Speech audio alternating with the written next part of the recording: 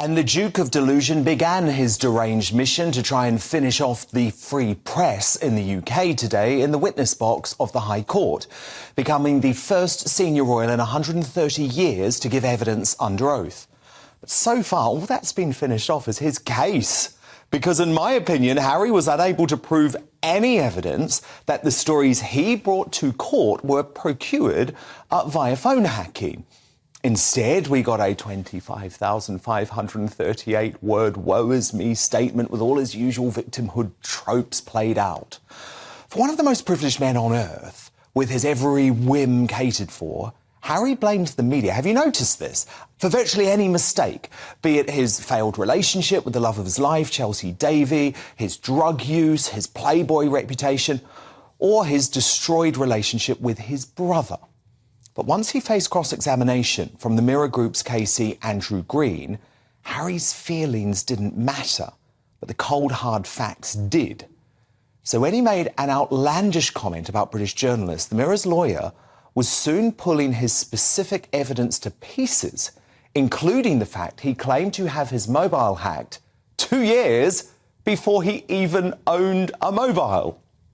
Are you suggesting that journalists who wrote articles have blood on their hands? Journalists and editors who've caused pain and upset. But specifically these articles? It's a broader statement. But you're here to put a stop to this madness? Yes. It's not a specific article, but all of the articles. Each individual article. As a child, every single one of these articles played a destructive role in my growing up. But to say I'd read every single one of these articles would be speculation. 16th September 1996, Mirror article. Complaint about details of claimant's feelings about divorce of his parents and ill health of family friend.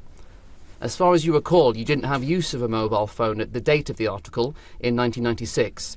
Therefore, the article couldn't have involved hacking, as you didn't have phone until 1998. But I did have access to landline when I arrived at school, but could have been my mother's mobile phone. But that's speculation. I can't be sure.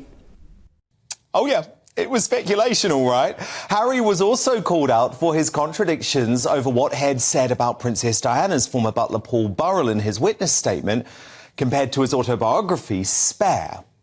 14th article, 28th December 2003, about the possibility of you and your brother meeting with Paul Burrell. Your complaint is about an alleged disagreement with your brother about meeting Paul Burrell. You refer to this as a private disagreement. Yes. Your brother wanted a meeting, but you were firmly against it. The phrase two-faced shit may have come from a voicemail. That's how I've always seen him. You agree the way that you've written in Spare suggests you wanted to meet him. You make it clear that you wanted a meeting. Is that account in Spare true? Yes. There is no suggestion in Spare that you were firmly against a meeting? No, because I wrote it when I was 38 years old, and in this story I was 18. I assume I would have wanted a meeting. I'd love to give him a piece of my mind. At the time, I was firmly against the meeting. I was in the middle of the Australian outback. Hindsight is a very different thing. I can't remember whether I wanted a meeting or not. There were many other moments when Harry was accused of being in the realms of total speculation. Do you think the details for your thumb injury story came from phone hacking or unlawful information gathering? Both. You allege that the journalist hacked your phone to get the information? Either from herself, or she got someone else to do the dirty work for her.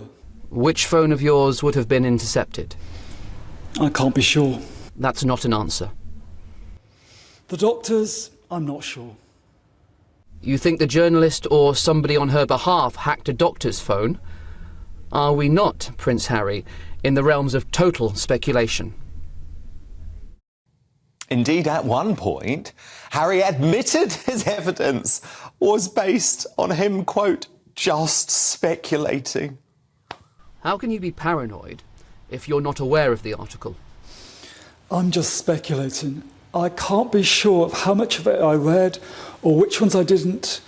From my understanding, quotes were attributed to a source, an onlooker, which creates suspicion. It does if you read the article. It doesn't if you don't. As a child growing up and in my teenage years, I was under press invasion. This has happened for most of my life, and still to this day. Look, I deplore any illegal activities that went on at newspapers many moons ago. But Harry was showing up in court today for leading an unhinged campaign that he failed to back up with any evidence.